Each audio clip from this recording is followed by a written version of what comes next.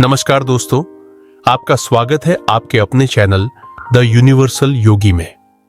दोस्तों, कभी आपने सोचा है कुछ लोग बहुत मेहनत करते हैं फिर भी जीवन में दुख और संघर्ष ही मिलता है और कुछ लोगों को बिना कोशिश के ही सब कुछ मिल जाता है। कभी कभी हमें लगता है ये कैसा अन्याय है, क्या ये भगवान की मर्जी है या इसके पीछे कोई और वजह है।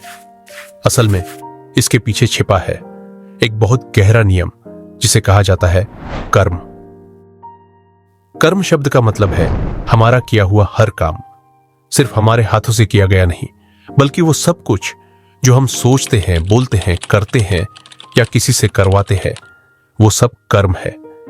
जैसे अगर हम किसी की मदद करते हैं तो वो भी कर्म है, अगर हम किसी को दुख पहुंचाते हैं तो वो भी कर्म है, यहां तक कि मन में किसी के लिए बुरा सोचना भी एक कर्म है। और यही कर्म हमारे आने वाले जीवन को बनाते हैं। कहते हैं जैसा बीज बोओगे वैसा ही फल पाओगे। मतलब बहुत सीधी सी बात है, अगर हमने आम का बीज बोया है तो आम ही उगेगा, नियम नहीं। ठीक वैसे ही अगर हम दूसरों के साथ अच्छा करते हैं, मदद करते हैं, सच्चाई से जीते हैं तो जिंदगी में अच्छाई ही लौट कर आती है। लेकिन अगर किसी को दुख दिया, धोखा दिया, किसी का दिल दुखाया तो वही दर्द किसी न किसी रूप में हमारे पास वापस आता है। अब ये फल तुरंत भी मिल सकता है और देर से भी, कभी आज ही, कभी सालों बाद या कभी अगले जन्म में, क्योंकि भगवान का हिसाब कभी गलत नहीं होता, बस समय अलग होता है। हमारा हर कर्म चाहे बहुत छोटा ही क्यों ना हो, दर्ज होता रहता है, जैसे कोई खाता बही हो जहां सब लिखा जा रहा हो। इसे ही कहते हैं कर्म का चक्र, यानी हमारा हर काम एक गोल चक्कर की तरह घूमकर फिर हमारे पास लौटता है। अब सोचिए, जब तक हमारे सारे अच्छे बुरे कर्मों का हिसाब पूरा नहीं हो जाता, तब तक हमारा ये चक्कर चलता रहता है, कभी इंसान बनकर, कभी जानवर, कभी किसी और रूप में। इसीलिए कहा गया है कि इस धरती पर 84 लाख योनियास यानी 84 लाख तरह के जीवन है। इनमें से सिर्फ मनुष्य योनि यानी इंसान का जन्म ही ऐसा है जिसमें हमें समझने और सुधारने का मौका मिलता है। बाकी जन्मों में जैसे जानवर, पक्षी, पेड़, कीट आदि, हम सिर्फ अपने पुराने कर्मों का फल भोगते हैं। वहां सोचने या बदलने की शक्ति नहीं होती। लेकिन इंसान में यह अद्भुत वरदान है कि वह अपने कर्म बदल सकता है। वो अगर चाहे तो अपनी बुराइयां छोड़ सकता है, दूसरों का भला कर सकता है और अपने जीवन की दिशा बदल सकता है।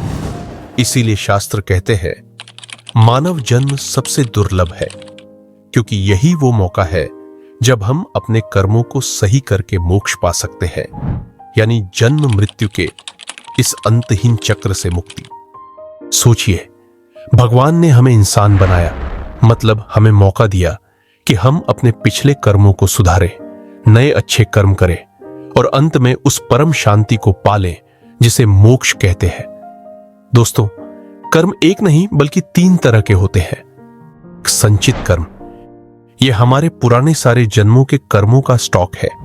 जैसे किसी बैंक में जमा पैसा होता है, वैसे ही हमारे अच्छे बुरे कामों का खाता भगवान के पास जमा रहता है। इनका फल हमें एक साथ नहीं मिलता, थोड़ा थोड़ा करके कई जन्मों में मिलता है। प्रारब्ध कर्म, अब उस जमा खाते में से भगवान कुछ कर्म निकालकर इस जन्म में हमें देते हैं। इन्हीं से तय होता है हम किस परिवार में जन्म लेंगे, हमें कैसी जिंदगी मिलेगी, कौन सा सुख या दुख झेलना पड़ेगा।